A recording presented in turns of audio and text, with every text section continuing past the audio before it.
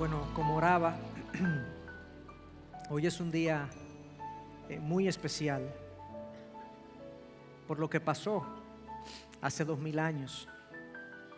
Este es quizás el día cumbre de nuestro calendario, de nuestra fe, porque lo que Cristo dijo, el hecho al Él resucitar, todo es cierto entonces. Todo es cierto, sus promesas entonces son ciertas, puedo confiar en Él porque Él está vivo. Y si Él venció la muerte, ¿qué se le puede oponer? ¿Qué le puede hacer frente a nuestro Señor? Así que hoy es un día de gozo, de regocijo, de alegría para nosotros y de afirmar nuestra fe en lo que nosotros creemos.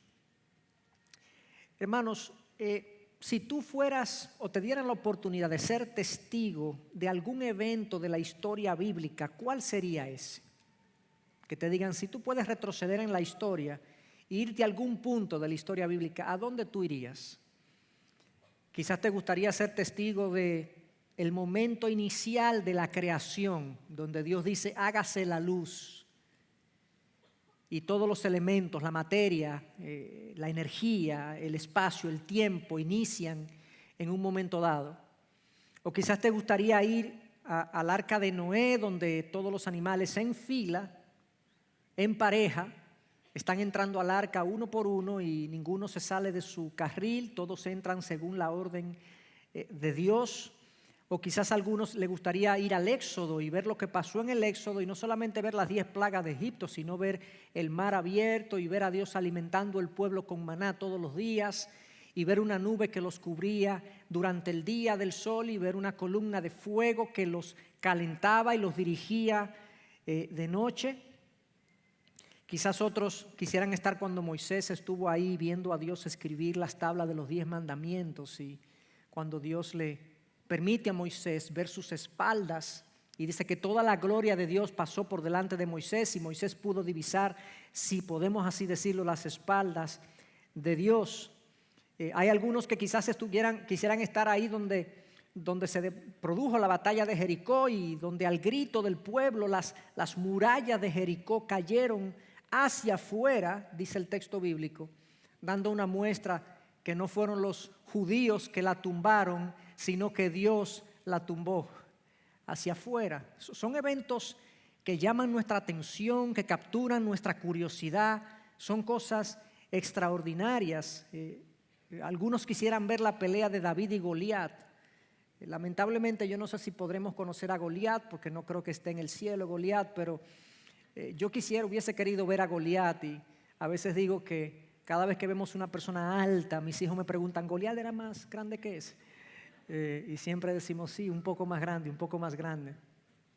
Quizás quisiéramos ver la gloria del templo de Salomón o Jesús caminar entre nosotros, caminar entre el pueblo, verlo multiplicar los panes y los peces, ver sanar enfermos, ver a Jesús enfrentarse a los demonios y los demonios huir de su presencia, o verlo caminar sobre las aguas o verlo compartir y enseñar. ¿Qué no daría yo por escuchar un sermón de Jesús? El sermón del monte.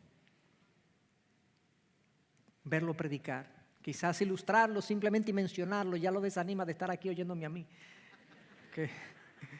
Pensando que Jesús pudiera estar predicándonos en un momento dado.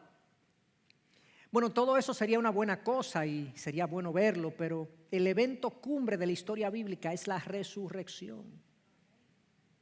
Es ver a nuestro Señor levantado después de haberlo colgado en una cruz y verlo muerto y ahora verlo levantado y saber que el hecho de que Él se haya levantado implica que el pecado fue pagado, que la muerte fue vencida y que yo por lo tanto, por cuanto Él vive, yo viviré.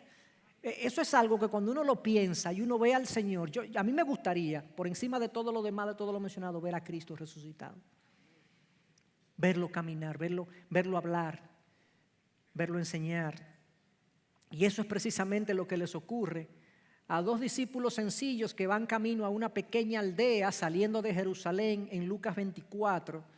Y vemos que ellos se encuentran con Jesús resucitado y vamos entonces a a estudiar ese texto porque entiendo que tiene algunas enseñanzas para nosotros. Lucas 24, un momento de encuentro con el Cristo resucitado.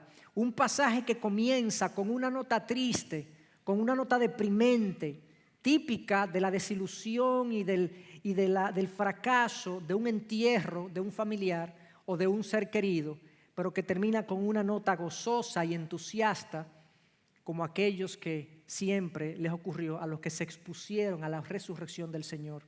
Entonces vamos a leer en Lucas 24 y he titulado mi mensaje La resurrección de la esperanza, porque esto es lo que ocurre precisamente en este pasaje. Lucas 24, comenzando en el versículo 13, nos dice así: y he aquí que aquel mismo día 2 de ellos iban a una aldea llamada Emaús, que estaba como a 11 kilómetros de Jerusalén, y conversaban entre sí acerca de todas estas cosas que habían acontecido. Y sucedió que mientras conversaban y discutían, Jesús mismo se acercó y caminaba con ellos. Pero sus ojos estaban velados para que no les reconocieran. Y él les dijo: ¿qué discusiones son estas que tenéis entre vosotros mientras vais andando? Y ellos se detuvieron con semblante triste.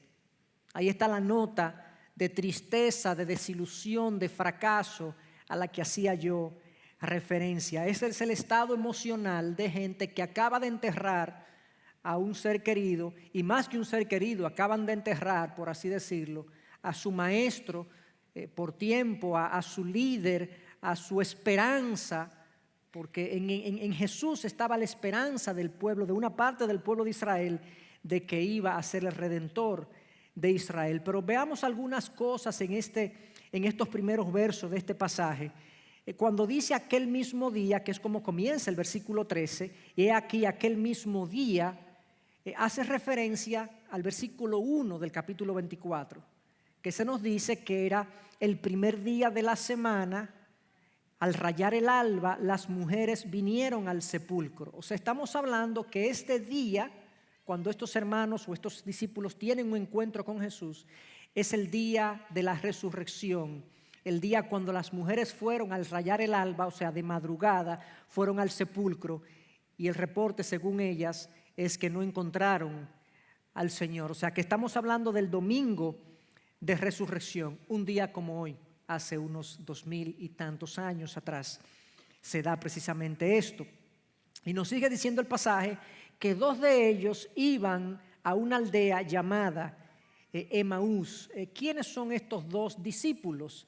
No tenemos los detalles. El versículo 18 dice, que no lo leímos, pero dice, lo vamos a ver, que uno de ellos se llamaba Cleofas. Realmente no tenemos ninguna referencia a ningún Cleofas en el pasado en la Escritura. Por lo tanto, podemos concluir que quizás eran 2 discípulos desconocidos que no eran de los 11, porque no había ninguno de los 11 de los apóstoles que se llamaba Cleofas. Y en este caso era así un grupo, ellos pertenecían a un grupo de individuos que seguían al Señor y lo siguieron hasta su misma muerte, porque incluso esta gente estaba ahí, estos discípulos estaban ahí cuando las mujeres vienen y reportan que no encontraron nadie en el sepulcro y que 2 ángeles se le aparecieron y que le dijeron que el Señor había resucitado. Por lo tanto, estos 2 no eran de los 12, de los 11, eran 2 discípulos que estaban siguiendo a Jesús al momento de su muerte. Y ellos, como les digo, escucharon el reporte de las mujeres de que el Señor había resucitado. Pero el versículo 11 dice que cuando las mujeres vinieron y dieron su reporte, 24:11 dice que ellos entendieron estas cosas como disparates y no las creyeron. ¿Ustedes sabían que ese texto estaba ahí? Que literalmente el testimonio de las mujeres cuando vinieron del sepulcro, los discípulos que escucharon el testimonio dijeron: esos son disparates. Y no las creyeron. Había un escepticismo en los mismos discípulos de Jesús, en los apóstoles mismos, en los discípulos que estaban ahí, el círculo íntimo del Señor. No creyeron el testimonio de las mujeres. Es evidente entonces que estos discípulos que iban caminando hacia Emaús no tenían gran ánimo y gran entusiasmo. De hecho, ellos iban saliendo de Jerusalén porque ya en Jerusalén no había más nada que hacer. Aquí no hay nada que buscar, el Señor murió, el Señor lo enterramos, nos vamos de aquí, ya terminó la fiesta de la Pascua y no ha ocurrido nada. Y estaban caminando hacia una aldea que se llama Emaús. Es una aldea, aparentemente pequeña, porque no se tiene referencia de Emaús en ninguna otra parte de la Escritura. De hecho, históricamente hay algunas hipótesis de cuál pueden ser las ruinas de Emaús, pero no se tiene claro eso. Lo importante no es eso. La Biblia nos dice aquí que estaba a 11 kilómetros de Jerusalén, lo que implica que era una caminata como de 2 horas y media aproximadamente de Jerusalén hasta Emaús. Y estos individuos, mientras iban caminando, el versículo 14 nos dice, y conversaban entre sí acerca de todas estas cosas que habían acontecido. Todas estas cosas. La verdad que esa semana fue un terremoto, digamos, un torbellino que pasó en Jerusalén. Había muchas cosas que habían pasado en torno a la persona de Jesús. Comenzó el Domingo de Ramos. El Domingo de Ramos, cuando el Señor Jesús va entrando en el pollino y todo el pueblo sale, o una gran parte del pueblo sale a recibirlo, y dice que tendían sus mantos y ramas como recibiendo, por así decirlo, a un rey. Bendito el que viene en el nombre del Señor, decía la gente. Ese fue el Domingo de Ramos, pero luego el lunes el Señor va al templo, le hace una visita al templo y termina sacando a la fuerza a los cambistas, y lo que se suponía que era la casa de oración de Dios, ellos la habían convertido en una cueva de ladrones, y el Señor Jesús los confronta. Luego martes y miércoles el Señor Jesús está enseñando y de hecho confrontando los líderes del pueblo, los líderes religiosos. Todo eso pasó esa semana. Había un complot contra Jesús cuando Judas entonces se alía con los líderes judíos religiosos y lo vende literalmente. En la noche del jueves entonces Jesús es apresado con un contingente de gente, con un pelotón de guardias, no romanos, pero sí de la guardia judía del templo. Lo llevan ante Caifás, lo llevan al donde Pilato, lo llevan ante Herodes, toda una madrugada, lo crucifican el día viernes con otros 2 criminales alrededor, o digamos al lado de él. Todo eso pasa esa semana, y al final del día viernes el Señor, antes de las 6 de la tarde, es desmontado de la cruz y puesto en una tumba que le prestaron. La verdad que muchas cosas pasaron en una semana y esta gente estaba hablando de esto. Yo me imagino que algunos de los comentarios que ellos hacían: oye, ¿cómo fue esto posible? ¿Cómo nosotros pudimos poner nuestra confianza en este individuo? Al final terminó muerto. Al final los líderes judíos se impusieron, como siempre lo han hecho, como siempre han querido. Cualquier luz de esperanza, ellos la matan, se quieren quedar en el poder, no quieren salir de ahí. Toda una serie de comentarios alrededor de lo que había pasado. Y en el versículo 15 y 16 se nos dice que entonces, mientras ellos conversaban y discutían, esa palabra en el original es bien intensa, había intensidad en su conversación. ¿Cómo va a ser? Esto no puede ser, increíble que esto haya pasado. Mientras ellos discutían, Jesús mismo se acercó y caminaba con ellos. Qué extraño, qué aparición más inesperada, por así decirlo. 2 individuos sin ningún tipo de importancia, ni siquiera conocemos sus nombres. Uno se llamaba Cleofas, pero el otro no sabemos quién era. Van camino hacia una pequeña ciudad llamada Emaús, de la que no tenemos ni siquiera ruinas. Y el Señor Jesús resucitado, el Rey de Reyes y el Señor de Señores, se aparece a este individuo y comienza a hablar con ellos. Y camina con ellos, los acompaña. Era común esto.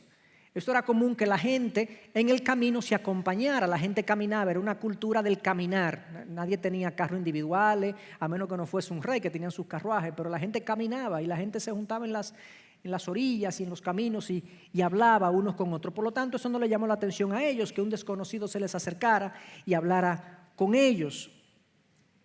Pero nos dice el versículo 16 que sus ojos estaban velados para que no les reconocieran. No fue que no los reconocieron porque no tenían la capacidad de hacerlo, no, literalmente el texto dice que sus ojos estaban velados. Un poco más adelante, en el versículo 31, se nos dice que sus ojos fueron abiertos y los reconocieron. Por lo tanto, eso fue una acción de Dios, de velar sus ojos con un propósito. Cristo tenía un propósito al no dejarse reconocer, porque había algo que Él quería hacer en el corazón de esos discípulos que implicaba, que requería que ellos no lo reconocieran por el momento.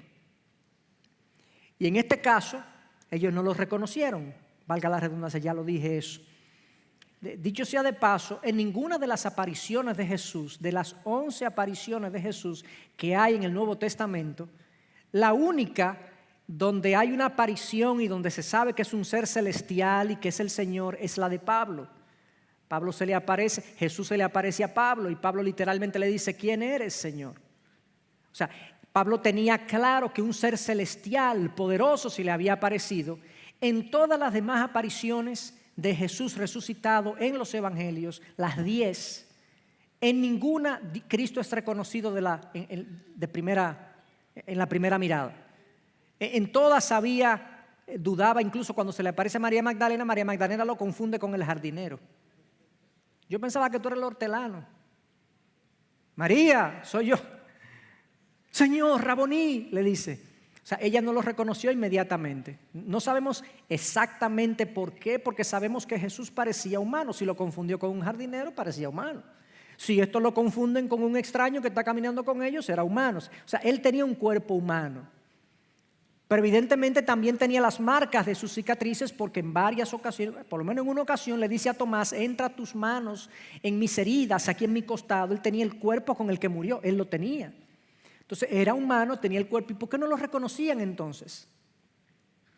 Múltiples cosas podemos decir. En este caso, sus ojos estaban velados para que no les reconocieran. Por lo visto, luego de la resurrección del Señor, el Señor era reconocido por aquellos que Él quería. Había alguna condición espiritual que eso parece ser así. En este caso, sus ojos estaban velados. Pero lo que llama la atención, hermanos, es que aquí no hay nada al azar. En los actos de Dios, en las acciones de Dios, no hay nada al azar. Dios vela sus ojos con un propósito, luego Dios desvela sus ojos con un propósito. Esto no está accidental, esto no es por si acaso, esto está cuadrado, diseñado para que así sea, y así es que Dios trabaja siempre. Dios no deja nada al azar en nuestras vidas, absolutamente nada al azar. En el versículo 17 entonces comienza el intercambio con este extraño que ellos no saben quién es, y les pregunta lo siguiente: ¿qué discusiones son estas que tenéis entre vosotros mientras vais andando? Y ellos se detuvieron con semblante triste, con aflicción, con decepción. Esa es la palabra que aparece en ese momento. Y le responde en el versículo 18, el que se llama Cleofas, le dijo: ¿eres tú el único visitante en Jerusalén que no sabe las cosas que en ella han acontecido? ¿Ustedes no denotan ahí un poquito de impaciencia? Óyeme, pero ven acá, ¿dónde es que tú estás, muchacho? Es como eso. O sea, tú no sabes lo que pasó. Todo el mundo está hablando de eso. Fue todo un huracán que pasó la semana pasada, que culminó precisamente en la crucifixión del Señor y el entierro del Señor Jesús. ¿Eres tú el único visitante? Sus rostros cargados de tristeza, que es lo que significa la palabra semblante triste, indica el estado de desesperanza, de decepción, de confusión, de incredulidad en el que se encontraban estos discípulos. En el versículo 18 entonces, ellos le dicen a Jesús de qué están hablando, porque el Señor le dice: ¿qué cosa? ¿De qué cosas ustedes están hablando? Versículo 18, respondiendo uno de ellos, llamado Cleofas, le dijo: ¿eres tú el único visitante de Jerusalén que no sabe las cosas que en ella han acontecido en estos días? Entonces él le dijo: ¿qué cosas? Y ellos le dijeron: las referentes a Jesús el Nazareno, que fue un profeta poderoso en obra y en palabra delante de Dios y de todo el pueblo. Un paréntesis, pongan atención ahora a su cristología, a su entendimiento de lo que era Jesús para ellos y qué era lo que ellos esperaban que Jesús hiciera. Porque Jesús trabaja con esa teología y con ese entendimiento para devolverles la esperanza. Ellos comienzan a decir entonces en el versículo 18, las referentes a Jesús el Nazareno, que fue un profeta poderoso en obra y en palabra delante de Dios y de todo el pueblo. Y cómo los principales sacerdotes y nuestros gobernantes le entregaron a sentencia de muerte y le crucificaron. Pero nosotros esperábamos que Él era el que iba a redimir a Israel. Pero además de todo esto, este es el tercer día desde que estas cosas acontecieron. Y también algunas mujeres de entre nosotros nos asombraron, pues cuando fueron de madrugada al sepulcro, al no hallar su cuerpo, vinieron diciendo que también habían visto una aparición de ángeles que decían que Él vivía. Algunos de los que estaban con nosotros fueron al sepulcro y lo hallaron tal como las mujeres habían dicho, pero a Él no le vieron.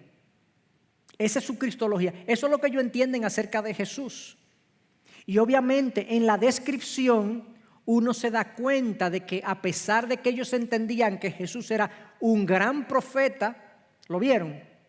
Gran profeta en palabra y en obra delante de Dios y de todo el pueblo. O sea, sus milagros eran conocidos, eran innegables. ¿Cuánta gente no recordará la multiplicación de los panes y los peces? Si se nos dice que solamente los hombres, sin contar las mujeres y los niños alimentados, fueron más de 5,000 o 5,000. ¿Quién no recordará la resurrección de Lázaro? Lázaro estaba entre ellos todavía. O sea, el muerto, que tenía más de 3 días muerto, estaba entre ellos, entre los judíos. O sea, eran milagros innegables. O el ciego de nacimiento que pedía a la orilla del camino, que mucha gente lo conocía. O las resurrecciones o las vueltas a la vida que Jesús también hizo entre ellos, y los enfermos que Cristo sanó, y las enseñanzas que dio. Nadie podía negar que Jesús era un profeta poderoso en palabra y poderoso en obra. Todo indicaba que este era el Mesías.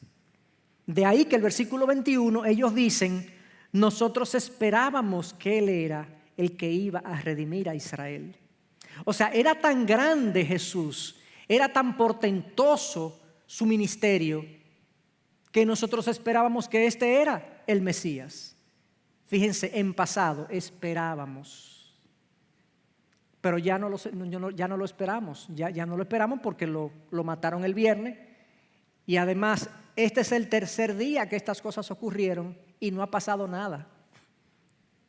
Quizás haciendo referencia a que al tercer día resucitaré. Cristo habló del tercer día en múltiples ocasiones. Pero este es el tercer día y no ha pasado nada. Pero qué incrédulos. ¿Cómo que este es el tercer día y no ha pasado nada? ¿Y ustedes no recibieron un testimonio de las mujeres que dijeron que Él vivía? Pero el versículo 11 dice que lo consideraron como disparates. Porque es que cuando nosotros nos coge con una cosa, no vemos lo que es evidente. No vemos a Dios actuar. Estamos cerrados en nuestro entendimiento y nuestra comprensión de las cosas que Dios hace, porque queremos que Dios actúe como nosotros actuaríamos. Si Él resucitó, ¿por qué se le ocurre a Él aparecérsele de que a una mujer ahí escondido que se presente en la plaza pública? Es resucitado, pues vamos todos para allá. Pero Dios no actúa como nosotros, Dios actúa distinto a nosotros. Los caminos de Dios no son misteriosos a nosotros, pero son sabios. Son lo que finalmente resulta en el logro de sus propósitos. Nosotros esperábamos que Él iba a redimir a Israel, pero eso no fue así. De hecho, ya no lo consideramos así. Lo esperábamos, pero ya no es así. Ya hace 3 días que estas cosas pasaron. Lo que las mujeres dijeron, eso es un disparate. Ellos no le dijeron eso al extraño, pero ellos lo consideraban un disparate. De hecho, si ustedes se fijan en la descripción que ellos hacen de Jesús, poderoso en palabra y poderoso en obra, un individuo que pensábamos, o un profeta que pensábamos que iba a ser el Redentor, esa descripción se parece mucho a la descripción que Pablo hace en 1 Corintios 15, comenzando en el versículo 1, que se considera uno de los primeros credos de la iglesia. Pablo dice, 1 Corintios 15, ahora os hago a saber, hermanos, el evangelio que os prediqué. ¿Cuál es el evangelio? que Cristo murió por nuestros pecados, conforme a las Escrituras. Los discípulos de Emaús nada más tenían la primera parte, que Cristo murió. Y Pablo sigue diciendo que fue sepultado. Los discípulos de Emaús tenían eso en su historia, que fue sepultado. Y ahora Pablo agrega, y que resucitó al tercer día, según las Escrituras. Un evento con dos lecturas distintas, una humana, una divina. Los discípulos de Emaús veían simplemente un hombre que murió y que lo enterraron. Pablo veía un hombre que murió por nuestros pecados, que fue sepultado y resucitó al tercer día, según las Escrituras. La misma historia con dos interpretaciones distintas. ¿Cuánto daría yo tener una perspectiva divina de la vida siempre? Ver a Dios presente siempre, ver a Dios actuar siempre y tener presente que Dios trabaja de maneras distintas a como nosotros pensamos que Él trabaja. Y en esas condiciones entonces, con una perspectiva totalmente humana de lo que había pasado, ellos estaban desesperanzados, confundidos, irritados, decepcionados de que el profeta poderoso no era el Redentor que ellos estaban esperando.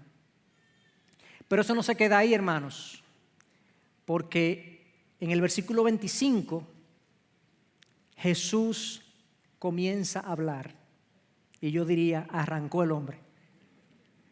Jesús comienza a hablar en el versículo 25. Fíjense que de manera interesante Jesús los hace hablar a ellos de lo que ellos sienten, de lo que ellos están experimentando. ¿De qué que ustedes están hablando? ¿Ustedes creen que Jesús no sabía de lo que ellos estaban hablando? Jesús no lo hace para información de Él.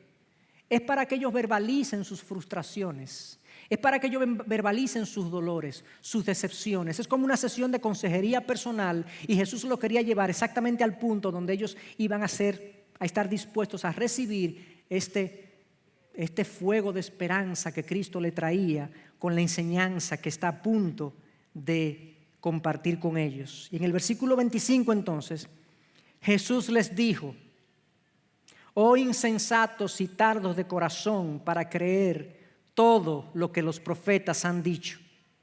¿No era necesario que el Cristo padeciera todas estas cosas y entrara en su gloria? Y comenzando por Moisés y continuando con todos los profetas, les explicó lo referente a él en todas las Escrituras.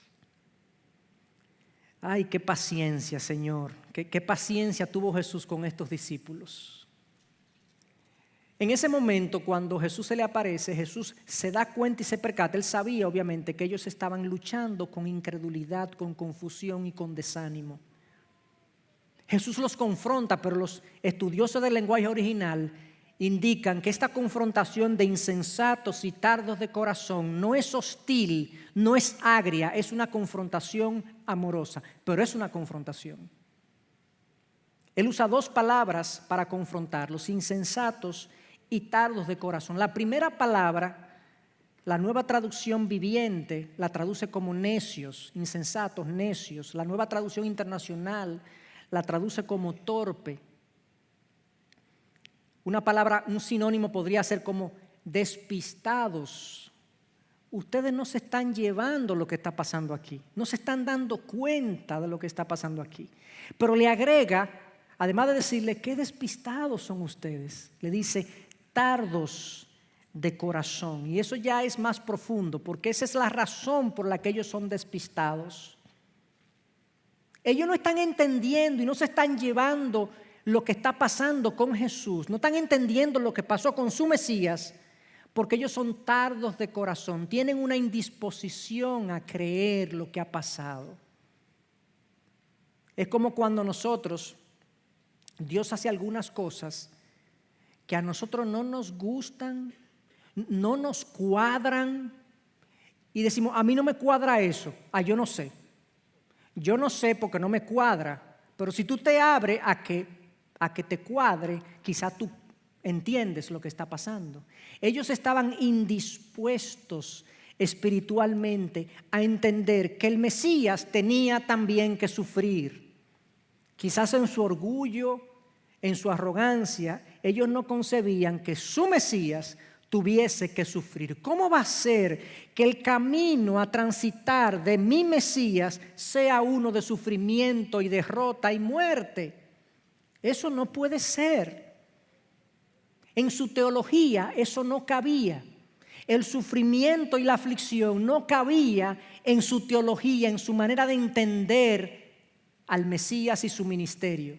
Y no les cuadraba y no lo entendían. Entonces eran despistados porque eran tardos de corazón, estaban indispuestos espiritualmente a entender esto. Y fíjense entonces que Cristo le dice, insensatos y tardos de corazón para creer todo lo que los profetas han dicho. O sea, los profetas han hablado de esto. Lo que pasa es que hay una parte que ustedes no han leído o no quieren entender.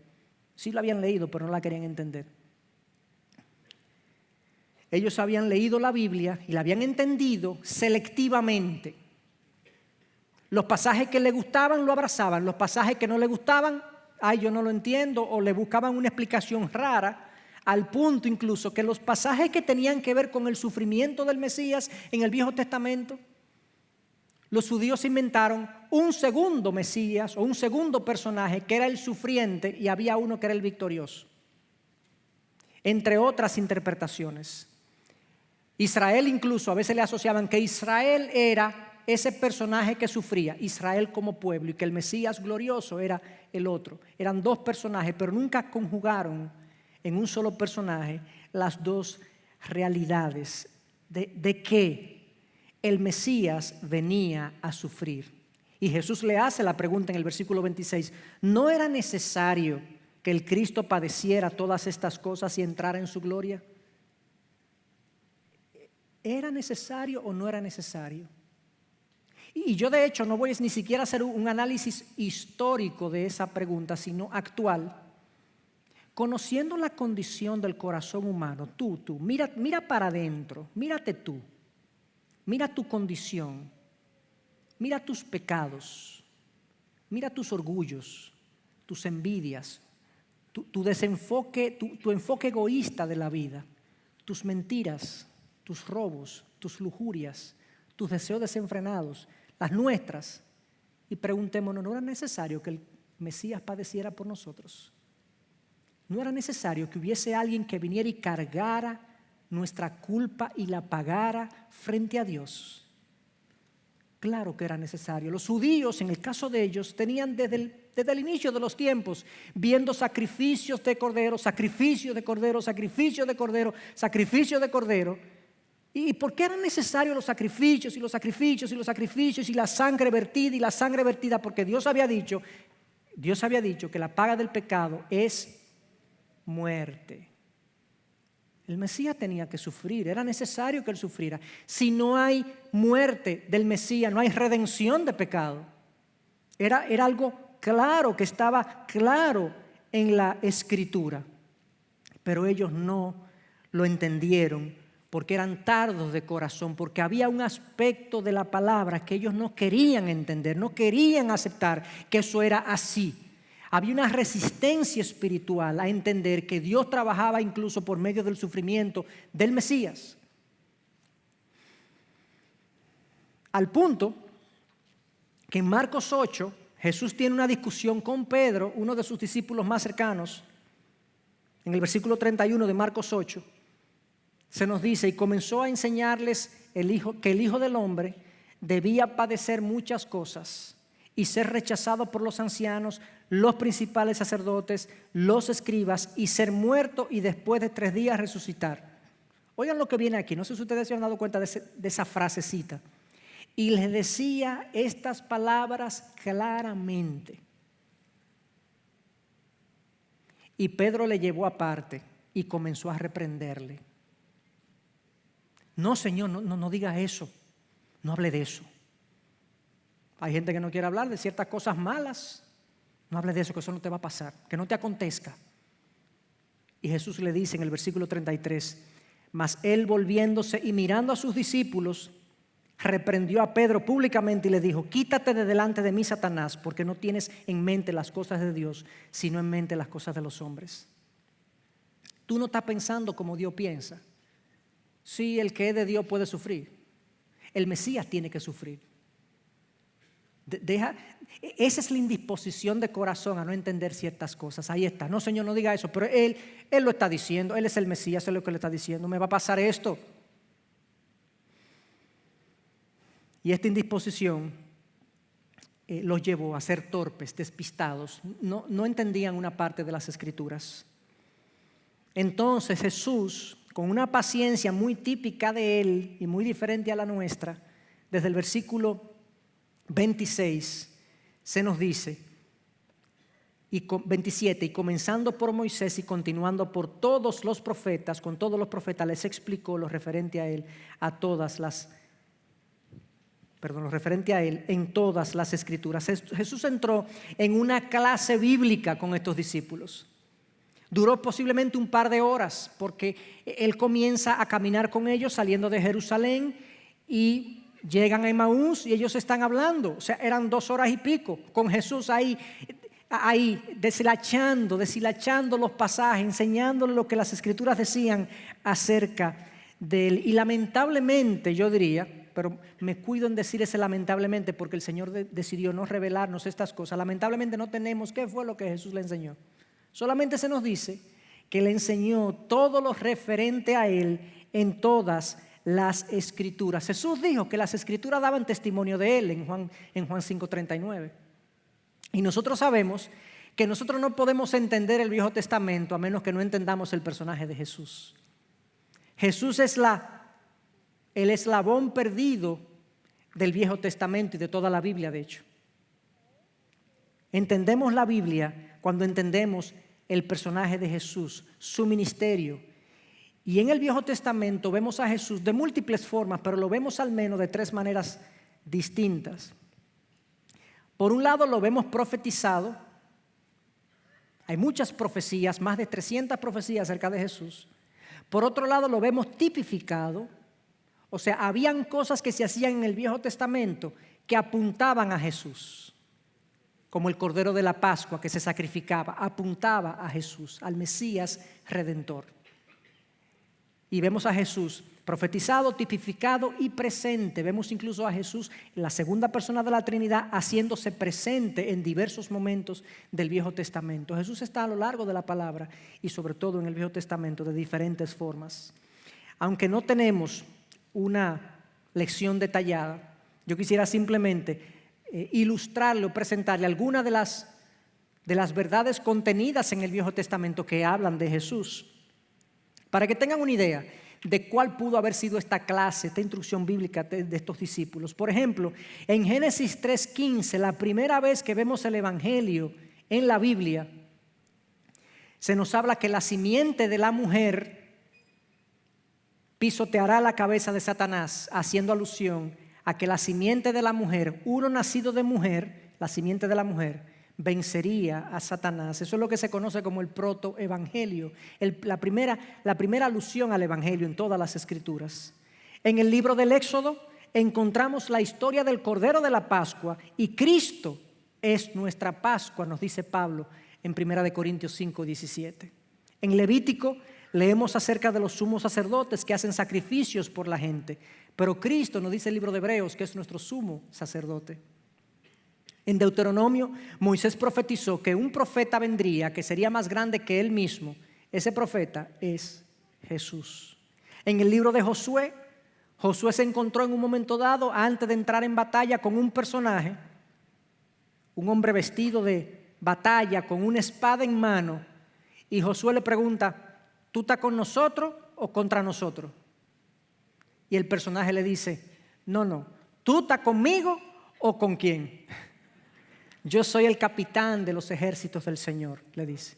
Cristo haciéndose presente en el Viejo Testamento. En el libro de Jueces, los jueces eran personajes que liberaban el pueblo de la opresión, de la explotación, haciendo alusión a que algún día vendría uno que nos liberaría del pecado para siempre. Vos El pariente que redimió la herencia de Ruth es una imagen de Cristo cuando Él también nos redime a nosotros y nos compra con su sangre. David, el ungido del Señor, describe a Jesús en múltiples salmos, pero Jesús también es descrito como hijo de David. El libro de los Reyes habla de la gloria de Dios que llena el templo. Y Crónicas describe al Rey venidero glorioso. Ambos se refieren a Jesús, el Rey de Reyes. Esdras presenta a Jesús como el Señor de nuestros padres. Job dice, yo sé que mi Redentor vive. Mucho antes de que Jesús viniera, él sabía que había un Redentor que ponía la mano en Dios y ponía la mano al hombre y lo redimía. Esther es una imagen de Cristo intercediendo por el pueblo. Cristo aparece una y otra vez en el libro de los Salmos, incluso cuando David lo describe como el buen pastor. Isaías detalla el nacimiento glorioso pero humilde a la vez de nuestro Señor Jesús. Isaías 53 describe los dolores que nuestro Señor aguantaría por nosotros. Y el castigo por nuestra paz, dice Isaías 53, cayó sobre Él. Y por sus heridas fuimos nosotros sanados. Jeremías lo revela como el que está familiarizado con nuestros dolores. Joel lo describe como la esperanza de su pueblo. Amós nos dice que Jesús es el juez de todas las naciones. Jonás dice, o Jesús dice de Jonás, que de la misma manera que Jonás estuvo en la vientre del pez 3 días y 3 noches, así estará el Hijo del Hombre en el sepulcro. Sofonías habla de Jesús como el Rey de Israel. Zacarías es el profeta que habla de Jesús montado en un pollino. He aquí que tu rey viene montado en un pollino. Eso fue Zacarías que lo dijo. Y Malaquías lo llama el Hijo de Justicia. ¿Alguien duda de que Jesús está en toda la Biblia? Y no hemos hablado de muchísimas otras cosas. Del sacrificio de Isaac por parte de Abraham. No hemos hablado de los sacrificios en las varias ofrendas que habían instituidas en el templo, haciendo alusión a que el Mesías vendría y se sacrificaría por nosotros y sufriría por nosotros lo que nosotros ahora no tenemos que sufrir, producto de nuestro pecado. Nosotros podemos verlo eso. Y los discípulos, estos 2 discípulos de Maús, en la medida que Jesús iba enseñando, eso era como... Wow, sí. Yo me imagino que Cleofa le dijo al otro, te lo dije. O sea, eso está claro. Quizás había un intercambio. Wow, claro, eso está clarísimo ahí. Evidente. Jesús escoge un camino más largo, pero más provechoso para su fe. Si Jesús hubiese dicho desde el principio, aquí estoy yo, y ellos caen, ¡pum!, súper emocionados, y se van, se queda medio vacío, ¿verdad? Pero Jesús escogió un camino de construcción de su fe, de profundización de su conocimiento, de que ellos entiendan cómo Dios trabaja y cómo Dios arma sus planes. Esta gente se fue emocionada pero instruida. Esta gente se fue allá arriba pero edificada.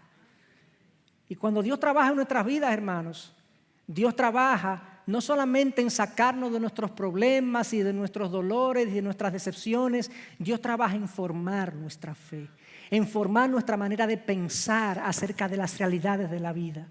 Dios quiere emoción, pero quiere instrucción. Dios quiere que mi emoción no sobrepase mi instrucción, sino que mi instrucción sostenga mi emoción. Y eso es lo que Él hace con estos discípulos. ¿Y cuál fue el resultado entonces?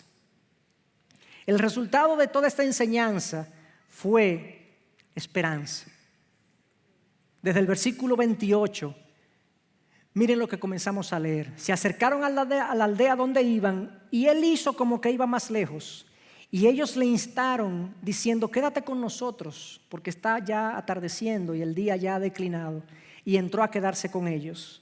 Y sucedió que al sentarse a la mesa con ellos, tomó pan y lo bendijo partiéndolo y les dio.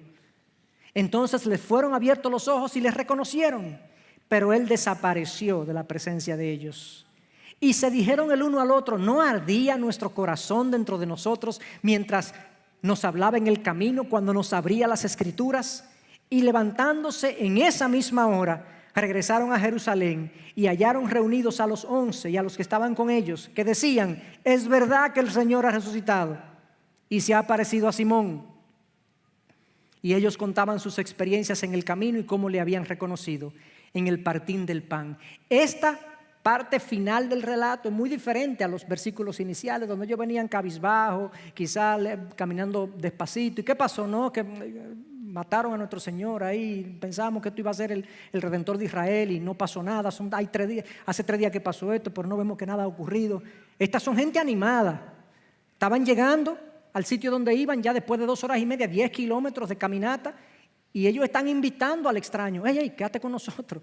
Obviamente, ellos estaban animados con lo que estaban escuchando, ellos estaban entusiasmados con el relato, con la enseñanza. Quédate con nosotros. Una persona decepcionada y deprimida no está invitando a otro a que se quede en su casa, no, lo que quiere estar solo. Esta gente estaba animada: ven a compartir, vamos a seguir hablando. Incluso en el versículo 32 dice que antes de reconocerlo, sus corazones ardían. ¿Cuándo? Cuando escuchaban las escrituras siendo explicadas. Había un entusiasmo, un ánimo ahora nuevo, una esperanza. Ellos comenzaron a ver a Cristo como debían verlo. Y cuando yo comienzo a ver a Cristo como debo verlo, todo cambia. Cuando yo comienzo a ver a Cristo como lo que Él es y lo que Él ha hecho y lo que ha ocurrido, todo cambia. Y había un fuego ahora en ellos. Ellos estaban emocionados. Wow, sí, que el Señor tenía que sufrir. Claro que Él tenía que pagar por nosotros en la cruz. Claro que esto tenía que ocurrir. Esto era así. Y todo eso fue infundiendo ardor, fuego, ánimo, bríos en ellos. Y los bríos lo vemos también cuando dice que ellos ven al Señor, el Señor se desaparece.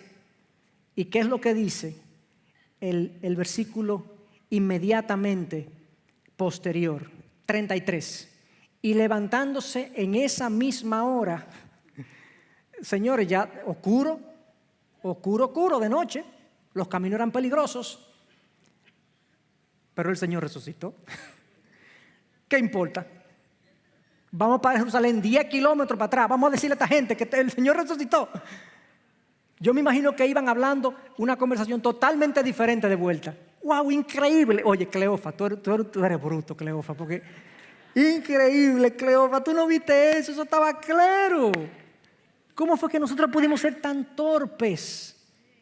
¿Cómo tuvimos tanta indisposición espiritual? ¿Cómo no vimos a Dios? ¿Cómo no fuimos más reflexivos? ¿Cómo no tuvimos más confianza en las palabras que Jesús nos había dicho y que nos decía claramente? Claro que mi sentido de derrota a lo largo de mi vida va a depender de lo que yo crea de Dios, de lo que yo crea que Él ha hecho, de dónde yo crea que Él está. Hermanos, si Cristo resucitó, ¿cuál es tu problema? ¿Cuál es el problema? Dime un problema que tú tengas. Dime un problema.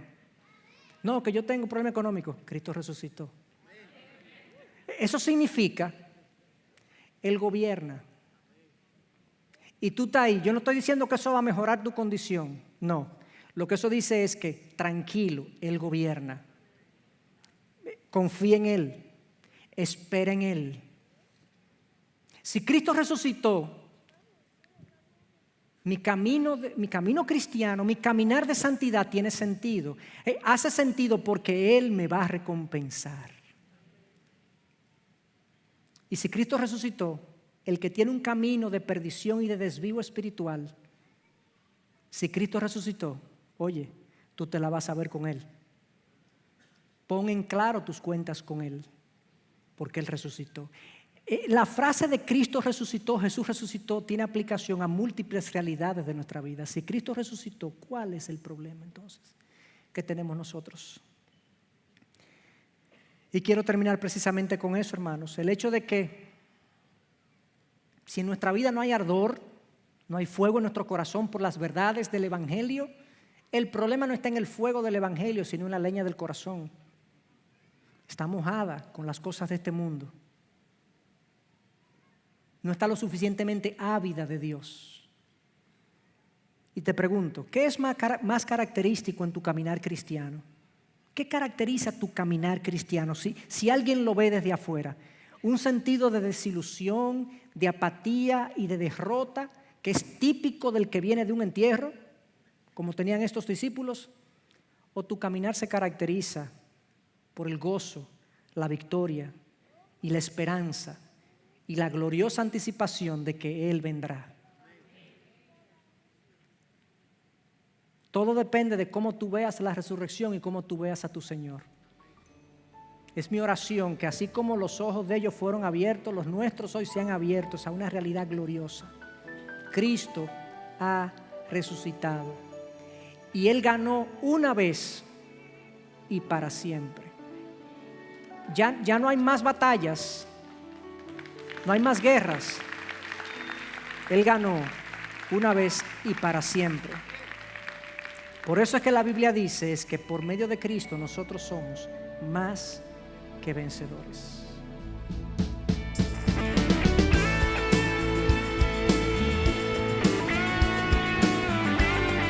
Esta es una producción que llega hasta ustedes gracias a los aportes de individuos y empresas comprometidos con la defensa de la fe. Para más información, preguntas y comentarios, visite nuestra página de internet www.integridadaysabiduría.org.